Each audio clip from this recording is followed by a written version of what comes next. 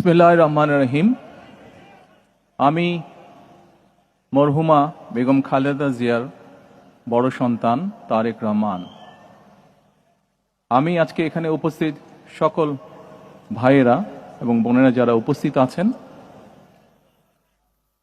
মরহুমা বেগম খালেদা জিয়া জীবিত থাকাকালীন অবস্থায় যদি আপনাদের কারো কাছ থেকে কোনো ঋণ নিয়ে থাকেন, দয়া করে আমার সাথে যোগাযোগ করবেন, আমি সেটি পরিশোধের ব্যবস্থা করব ইনশাআল্লাহ।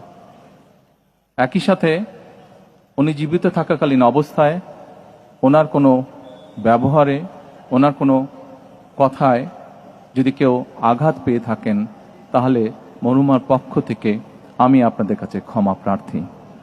দোয়া করবেন আল্লাহ তাআলা যাতে ওনাকে বেহেশত দান করেন। আসসালামু আলাইকুম। আসসালামু আলাইকুম।